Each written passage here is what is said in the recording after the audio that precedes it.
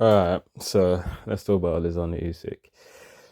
He has just recently vacated all his titles,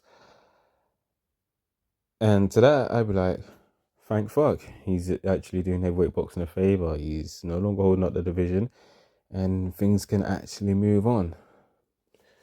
On the other hand, it's also like, wow, you don't even want to fight your mandatories. You don't. They want to fight Fabio. They want to fight. Don't want to fight Cabello. It's like, like, come on, man. And it wouldn't bother me so much if it weren't for the fact that you have people just constantly gargling on his nutsack, trying to act like he's the greatest heavyweight of all time. They even saying he's better than Ali. Listen, anytime they try and compare any fighter, heavyweight fighter to Muhammad Ali, it always ends up aging badly. They did it with Deontay Wilder when they was trying to compare him to Ali with the same amount of title defenses they had without accounting for the opponents they face. They said the same thing about Tyson Fury being better than Muhammad Ali, and now they're saying the same thing about Alexander Usyk. It just never ages well, man. Um, Usyk has had like what 9 heavyweight fights. 6 of them have been against the same 3 fucking people.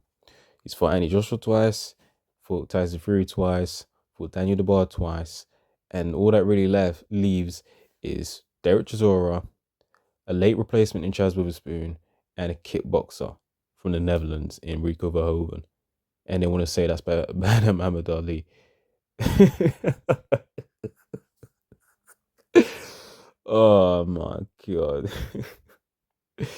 And what makes it even funny, right, is that you actually get people, trying to defend this shit. Um, who's not fine as mandatories by saying, "Oh, he would beat them anyway, so he doesn't need to fight him." What? All right, so going by that logic, Anthony Joshua didn't need to fight Alexander Usyk anyways because majority of people thought he'll beat Alexander Usyk, but that's not what happened. I mean, you guys literally glazed Alexander Usyk of the things he was able to accomplish um, after the Joshua fight, but you guys don't realize that if Joshua had just not given him that opportunity, would he still being able to accomplish those same things? We don't really know for sure, but there's far less certainty about it. You know what I mean? Like, imagine if Andy Joshua was like, "No, fuck him, I'm not fighting Alexander Usyk." You guys would have raged about it. I mean, some of you, a lot of you weren't even Usyk fans back then. You just jumped on the bandwagon. But a lot of people would have raged about it. But it's totally fine for Alexander Usyk to not fight Ajit Cabello or Fabio Wardley. It's totally fine for him to not do that, right? Um, People want to say, "Oh, he's done everything in the heavyweight division." No, the fuck he hasn't. What? He beats 3 people and now all of a sudden he's done everything? Are you fucking kidding me? He hasn't fought Filip Pergovic. He hasn't fought Fabio Wardley. He hasn't fought Ajit Cabello. He hasn't fought all the other guys that are ranked. You know what I'm saying? He hasn't fought all the other guys that are ranked in the sanctioning bodies. He hasn't fought Frank Sanchez. He hasn't, like, just go down the fucking names you see in the rankings. You realize he hasn't fought most of these motherfuckers. You know what I mean? Anthony Joshua has made more of an effort to try and clean out his division than Alexander Usyk has, because Anthony Joshua actually did fight his mandatories.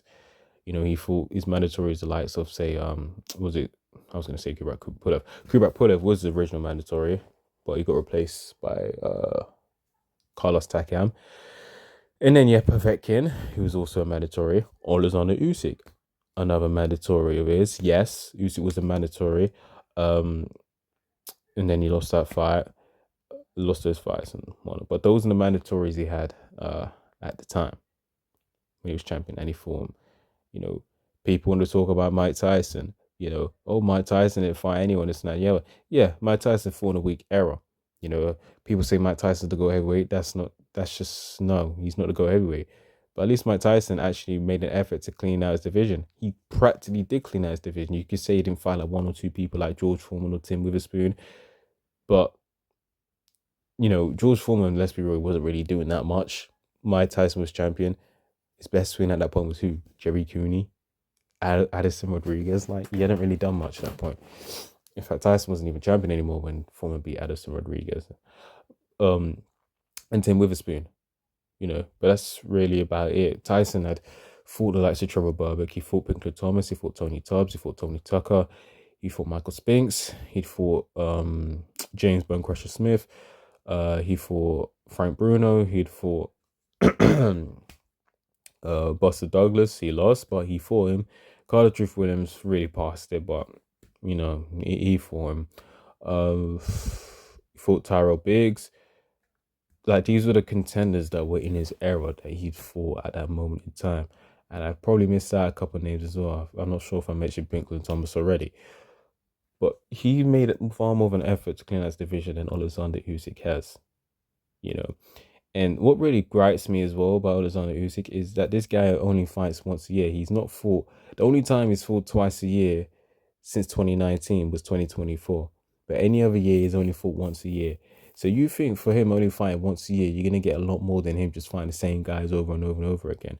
But that's not what we are getting. You know, you could say, yeah, against Anthony Joshua, he had a rematch. AJ had a rematch clause. Tyson Fury activated his rematch clause. Okay, cool. But there's no reason for him to fight Daniel Dubois again. You guys can talk about the low blow controversy all you want, but as far as I'm concerned, that's just used as an excuse for him to become undisputed champion all over again. That's literally what it was. Excuse for him to become undisputed champion again. Low blow controversy. I don't give a fuck. Like he dominated every single round before and after. Then, like, what was the controversy? Okay, it was a real knockdown. Okay, cool. So how do we know he wouldn't have gotten up in time if the referee started counting? The only reason why he didn't get up sooner is because the referee was telling him not to, and also because he knew he had a lot more time to like take the piss. You know, I'm not saying he was taking piss, but I'm just saying that when there is an urgency to get up, like you would when the referees count over you, then you're gonna take longer. That's just how it is. But yeah, there was no reason for him to rematch Daniel Dubois, and there's also no reason for him to fight only once in 2025. He could have had another fight afterwards, but he chose not to. And then when we go into this year, 2026, he could have fought anyone other than Rico Verhoeven, a fucking kickboxer. He could have fought Ajit Cabiel. He could have fought any. He didn't even have to fight Ajit Cabiel or Fabio Wally, who would already fucking ducked. He could have just fought anyone in the rankings of the sanctioning bodies. Didn't even have to be anyone crazy. It could have been like FA Jagba, for example. You know, like it could have been anyone else, but he decided to pick a kickboxer of all people, and you have Usyk fanboys trying to defend it. Oh man. What else was I gonna say? I lost my train of thought. Um, oh yeah, and you know it's funny how like these Usyk fanboys will often talk about how he dominates everyone in the division, and this and that and the other, but then also defend him taking a Verhoeven fight by saying that, oh, but he needs a break. He's taking tough fight after tough fight, tough fight. Well, if you're speaking like he's gonna destroy everyone, no problem, because he's that fucking great, then why can't he just use someone like Ajit Cabiel or Fabio Wardley or any other guys in their sanctioning bodies that are ranked as an easy fight since he's so great? It's like you say he destroys them easily, but when there's actually a prospect of it happening, now you want to act like they're actual threats. Like you see what I'm saying here? So in theory, you say those fights are easy and that Usyk will destroy them. But then when you ask them why he's not fighting him instead, they say, or why he's fighting Rico Verhoeven instead, they say, oh, well, it's because he's had so many tough fights. He needs a break. He needs an easy fight. But why would Verhoeven be the easy fight and not the guys you say would beat easily? Like, that's the point I'm trying to get at. And then the Verhoeven fight didn't even turn out to be an easy fight anyways. The guy was having a tough time with a Dutch kickboxer. And that's another thing. You Usyk fanboys will make fun of the fact that Ali lost to a guy with 7 fights in Leon Spinks. But Leon Spinks had been boxing professionally his entire life. Boxing his entire life, excuse me. He won an Olympic gold medal in his first cycle, unlike Oleksandr Usyk. A lot of people don't know that Usyk was also in the '08 Olympics, you know. And I'm not trying to say Leon Spinks is a better fighter. That's not what I'm trying to say. But he won his Olympic gold medal in his first cycle, you know. And, he'd been boxing his whole life. He won an Olympic gold medal and he beat Muhammad Ali, right? That is often seen as embarrassing. And a lot of people will use that against Muhammad Ali. Oh, he can't be a great fighter because he lost to a guy with like 7 professional fights. Floyd Mayweather said the same thing. But you have Oleksandr Usyk. He has a tough time with a guy who, one, has no amateur boxing history, never won a gold medal, never even went to the Olympics, didn't even go to Olympic trials or anything even close to that. You know, Rico Verhoeven, what's his professional record before he fought Alexander Usyk? One no against some nobody that happened what back in like 2014 or some shit like that, and then he gets in there with a title shot. Like what? And he gives Usyk a tough fight, the supposed greatest heavyweight of all time. When has that ever happened with Muhammad Ali, where a guy who did not have any boxing history or barely any boxing history? I'm talking about boxing and not kickboxing. The two different sports, right? Any boxing history. When's that happened to Muhammad Ali, where a guy that didn't have any boxing history gave him that much of a tough fight? You can't find an example. And people try and use the excuse that, oh, there's no footage of Rico Verhoeven when it comes to boxing. That's why Usyk struggles so much. How much footage did Floyd Mayweather have to go off of Conor McGregor in professional boxing or amateur boxing? None. You know what I mean?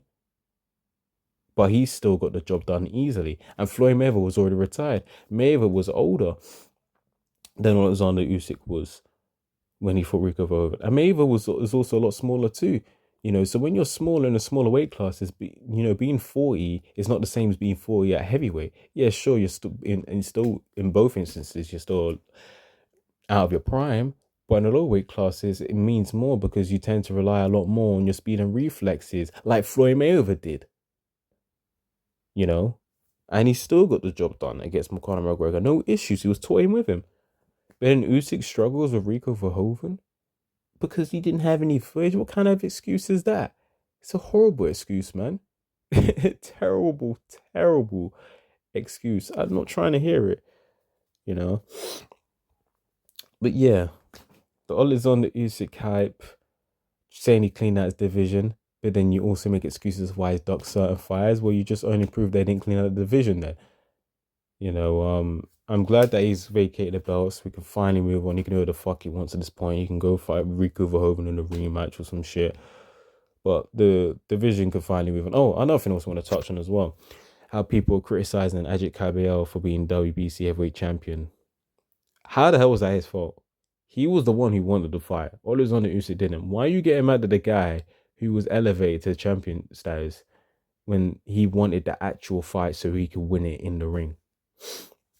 And I don't know why people make such a big deal about interim champions being elevated, saying that, oh, they should fight for in the ring. And then the highest rank contender. Motherfucker, he already did that.